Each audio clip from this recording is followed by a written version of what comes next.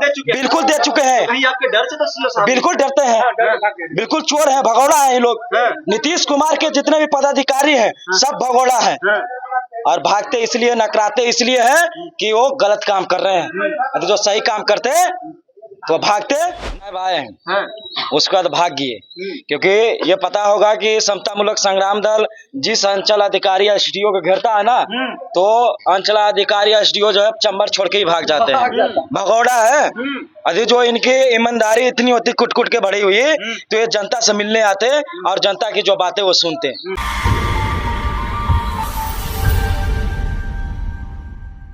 पोखरी CA ये स्पष्ट कर दिए इतना देरी हम लोग के बोलने के बाद कि हम लोग जमींदारों से मिले हुए हैं और एक भ्रष्ट है और ये जमींदारों से मोटी रकम लेके और बैठे हुए हैं। और चाहे तो सीओ साहब खुद बुड़बक आदमी है या फिर इस जनता को हम लोग को बुड़बक समझते हैं। पढ़ लिख क्या है वो बुड़बक कहाँ से? अगर बुड़बक नहीं है तो फिर हम लोग को बुड़बक समझते हैं। अगर हम लोग को सीओ बुड़बक समझते हैं तो सीओ को होश आ जाएगा। ये समता मूलक संग्राम दल है।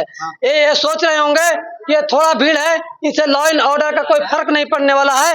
तो आज हम लोग सांकेतिक धरना से सीओ साहब को हम लोग बताने आए थे कि आप नहीं जागिएगा तो इसका बुरा परिणाम होगा, इसलिए कि आप चोर हैं। से बुरे परिणाम क्या बात? बुरे परिणाम ये होगा कि सीओ को यहाँ से इस्तीफा देके भागना पड़ेगा और सीओ को यहाँ से भागेगा और यहाँ जो ईमानदार प्रशासन होगा वो आएगा और गरीबों को जो 5-5 डिसमिल जमीन नीतीश कुमार के जो अगर खोखली वादा है तो सीओ को आकर निकल के बोलना चाहिए जनता के समक्ष कि नीतीश कुमार आप लोग से गलत बात करके जनता को भरमाया है। 5-5 डिसमिल जमीन नहीं देना है और यदि 5-5 डिसमिल जमीन देना है तो यहाँ के प्रशासन अब तक को कितना व्यक्ति को 5-5 डिसमिल जमीन दिए हैं वो ब्यौरा हम जनता हैं, हम मालिक हैं, इनसे पूछने आए हैं। बड़ी देर से संजय जी आप लोग धरने पर हैं, आंदोलन कर रहे हैं, सीओ अंचल कार्यालय घेराव कर, लेकिन आपके अंचलाधिकारी साहब यहाँ आप लोग को मतलब तवज्जो नहीं दे रहे हैं। देखिए सीओ साहब आए हैं, उसके बाद भाग गए।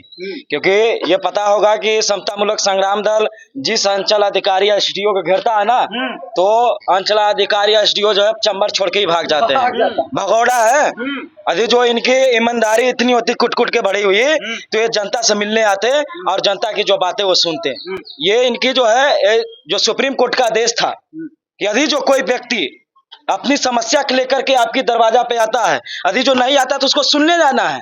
और हम इनके दरवाजा पे आए हुए पूरे जनता के साथ। तो ये बताइए सीओ साहब 1-2 घंटा से खड़ी हुए हैं तो ये मिलने नहीं आ रहे। क्यों? क्योंकि हम लोग दलित हैं, इसके कारण ये नहीं आ रहे हैं।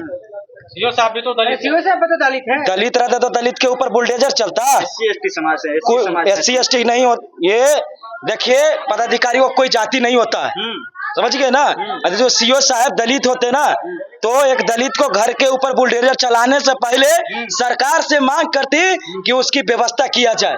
ये तो बिल्कुल फॉरवर्ड माइंड के हैं, मनुवादी माइंड के हैं, भ्रष्टाचार है। क्या कीजिएगा? अगला कदम यही है कि जब तक के मांग पत्र हमारी नहीं लिया जाएगा और हमारी मांगों को सुना नहीं जाएगा, जब तक हम लोग हटने वाले नहीं हैं। और इनको लग रहा होगा ना कि इतनी को भीड़ है तो समता मूलक संग्राम दल अकेले भी 1000 पे भारी है जी।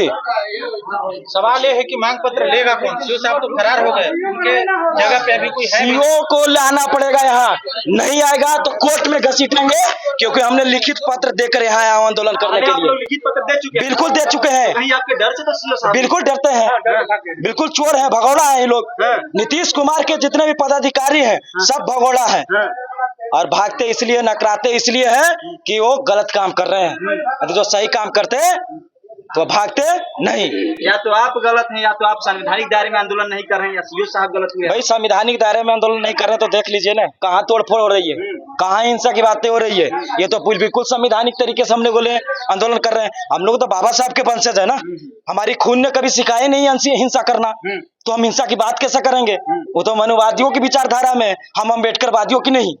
तो फिर आप कैसे कर सकते हैं कि हम संविधानिक के दायरे में नहीं आकर आंदोलन कर रहे हैं? हम तो संविधान के दायरे में आकर के संविधान को पाठ पढ़ाने उसके आए हैं कि आर्टिकल 21 कहता क्या है इन भ्रष्ट पदाधिकारियों को। कब तक खड़े रहिएगा? ये जब तक नहीं आएगा पुलिस आएगी आपको उठाकर बाहर कर देंगे। नहीं, पुलिस की इतनी हैसियत नहीं है। क्योंकि हम लोकतंत्र हैं और लोकतंत्र में जनता मालिक होती है, ना कि पुलिस प्रशासन और यहाँ के पदाधिकारी मालिक होते हैं। बलपूर्वक आप लोग हटा दीजिएगा। भाई क्यों बलपूर्वक हटा देगा?